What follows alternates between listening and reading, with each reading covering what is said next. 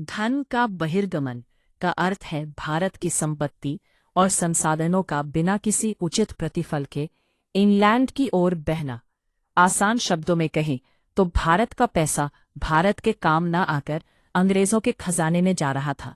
माना यह जाता है कि प्लासी की लड़ाई से 50 वर्ष पहले तक ब्रिटिश कंपनी द्वारा भारतीय वस्तुओं की खरीद के लिए 2 करोड़ रुपए की कीमती धातु लाई गई थी।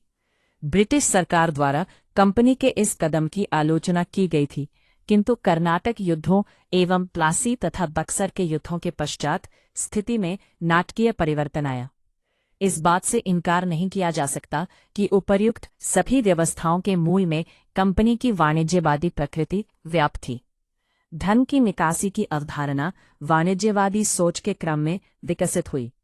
अन्य शब्दों में वाणिज्यवादी व्यवस्था के अंतर्गत धन की निकासी उस स्थिति को कहा जाता है जब प्रतिकूल व्यापार संतुलन के कारण किसी देश से सोने चांदी जैसी कीमती धातुएं देश से बाहर चली जाए। बंगाल की दीवानी ब्रिटिश कंपनी को प्राप्त होने के साथ कंपनी ने अपने निवेश की समस्या को सुलझा लिया। अब आंतरिक व्यापार से प्राप्त रकम, बंगाल की लूट से प्राप्त रकम तथा बंगाल की दीवानी से प्राप्त रकम के योग के एक भाग का निवेश भारतीय वस्तुओं की खरीद के लिए होने लगा। ऐसे में धन की निकासी की समस्या उत्पन्न होना स्वाभाविक ही था। भारत ने ब्रिटेन को जो निर्यात किया उसके बदले भारत को कोई आर्थिक, भौतिक अथवा वित्तीय लाभ प्राप्त नहीं हुआ। इस प्रकार बंगाल की दीवानी से प्राप्त राजस्व का एक भाग वस्तुओं के रूप में भारत से ब्रिटेन हस्तांतरण होता रहा। इसे ब्रिटेन के पक्ष में भारत से धन का हस्तांतरण कहा जा सकता है। यह प्रक्रिया 1813 ईस्वी तक चलती रही, किंतु 1813 ईस्वी के चार्टर के तहत कंपनी का राजस्व खाता तथा कंपनी का व्यापारिक खाता अलग अलग हो गया। इस परिवर्तन के आधार पर ऐसा अनुमान किया आ सकता है कि 18वीं सदी के अंत में लगभग 4 मिलियन पाउंड स्टर्लिंग रकम भारत से ब्रिटेन की ओर हस्तांतरित हुई। इस प्रकार भारत के संदर्भ में यह कहा जा सकता है कि 1813 ईस्वी तक कंपनी की नीति मुख्यतः वाणिज्यवादी उद्देश्य से परिचालित रही, जिसका बल इस बात पर रहा कि उपनिवेश मात्र देश के हित की दृष्टि से महत्व रखते हैं। 1813 ईस्वी के चार्टर के तहत भारत का रास्ता ब्रिटिश वस्तुओं के लिए खोल दिया गया तथा भारत में कंपनी का व्यापारिक एकाधिकार समाप्त कर दिया गया। इसे एक महत्वपूर्ण परिवर्तन के रूप में देखा जा सकता है। स्थिति उस समय और भी चिंताजनक रही जब ब्रिटेन तथा यूरोप में भी कंपनी के द्वारा भारत से निर्यात किए जाने वाले तैयार माल को हतोत्साहित किया जाने लगा। परिणाम यह निकली कि अब कंपनी के समक्ष अपने शेयरधारकों को देने के लिए रकम की समस्या उत्पन्न हो गई। आरंभ में कंपनी ने मील और कपास का निर्यात कर इस समस्या को सुलझाने का प्रयास किया, किंतु भारतीय मील और कपास सस्ते श्रम के कारण कम लागत में तैयार अमेरिकी उत्पादों के सामने नहीं टिक सके। अतः कई निर्यात एजेंसियों को घाटा उठाना पड़ा। यही कारण रहा कि कंपनी ने विकल्प के रूप में भारत में अफीम के उत्पादन पर बल दिया।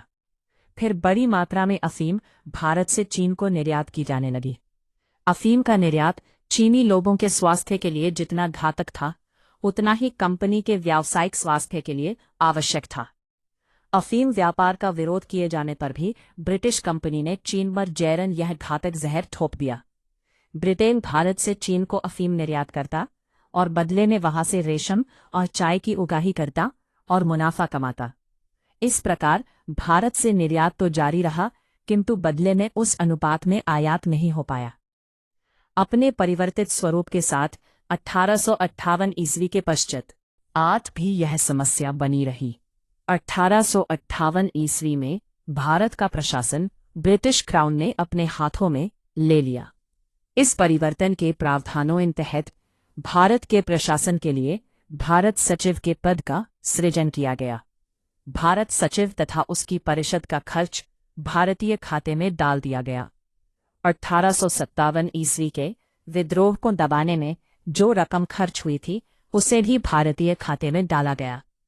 इससे भी अधिक ध्यान देने योग्य बात यह है कि भारतीय सरकार एक निश्चित रकम प्रतिवर्ष गृह व्यय के रूप में ब्रिटेन भेजती थी।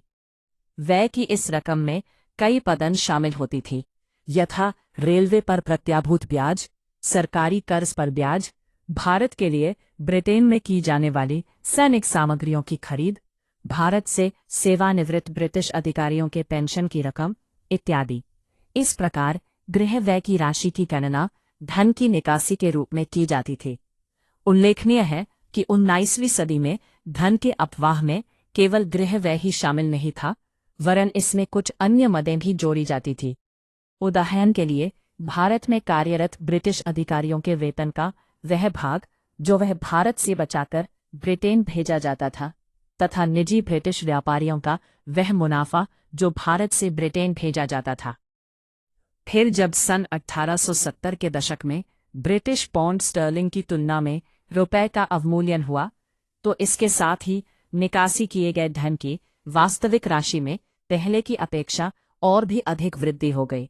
गृह व्यय अधिक हो जाने के कारण इसकी राशि को पूरा करने के लिए भारत में निर्यात अधिशेष बरकरार रखा गया।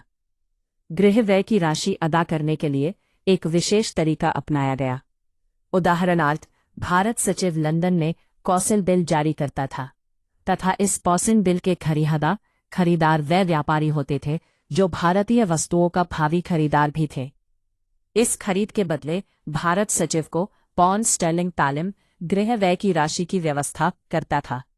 इसके बाद इस कौंसिल बिल को लेकर ब्रिटिश व्यापारी भारत आते और इनके बदले वे भारतीय खाते से रुपया निकालकर उसका उपयोग भारतीय वस्तुओं की खरीद के लिए करते। इसके बाद भारत में काम करने वाले ब्रिटिश अधिकारी इस काउंसिल बिल को खरीदते। केवल ब्रिटिश अधिकारी ही नहीं, बल्कि भारत में व्यापार करने वाले निजी ब्रिटिश व्यापारी भी अपने लाभ को ब्रिटेन भेजने के लिए काउंसिल बिल की खरीदारी करते। लंदन में उन्हें इन काउंसिल बिलों के बदले में पाउंड स्टर्लिंग प्राप्त हो जाता था।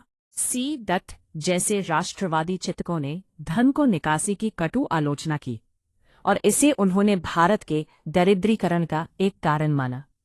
दूसरी ओर मॉरिसन जैसे ब्रिटिश पक्षधर विद्वान निकासी की स्थिति को अस्वीकार करते हैं। उसके द्वारा यह सिद्ध करने का प्रयत्न किया गया कि गृह व्यय की राशि बहुत अधिक नहीं थी और फिर यह रकम भारत के विकास के लिए जरूरी थी। उन्होंने यह भी सिद्ध करने का प्रयास किया कि अंग्रेजों ने भारत में अच्छी सरकार दी तथा यहाँ यातायात और संचार व्यवस्था एवं उद्योगों का विकास किया, और फिर ब्रिटेन ने बहुत कम ब्याज पर अंतर्राष्ट्रीय मुद्रा बाजार से एक बड़ी रकम भारत को उपलब्ध करवाई। जहां तक राष्ट्रवादी चिंतकों की बात है, तो उनका कहना है कि भारत को उस पूंजी की जरूरत ही नहीं थी जो अंग्रेजों ने उस समय उसे उपलब्ध कराई। दूसरे, यदि भारत में स्वयं पूंजी का संचय हुआ होता तो फिर उसे कर्ज लेने की जरूरत ही क्यों पड़ती। आगे धन की निकासी की व्याख्या करते हुए इन्होंने इस बात पर जोर दिया कि भारत उस लाभ से भी वंचित रह गया जो उस रकम के निवेश से उसे प्राप्त होता। साथ ही धन की निकासी ने निवेश को अन्य तरीकों से भी प्रभावित किया।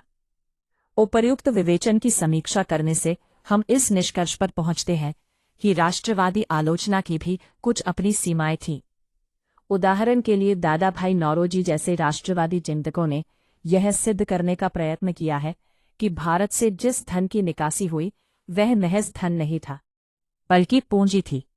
दूसरे, उन्होंने भारत में कार्यरत ब्रिटिश अधिकारियों को भारत के आर्थिक दोहन के लिए उत्तरदायी माना। लेकिन फिर भी यह कहा जा सकता है कि हमारे राष्ट्रवादी चिंतकों में औपनिवेशिक अर्थतंत्र की क्रमबद्ध आलोचना कर ब्रिटिश शासन के वास्तविक चरित्र को उजागर किया। अतः भावी जागरूकता की दृष्टि से उनका चिंतन सराहनीय माना जाना चाहिए।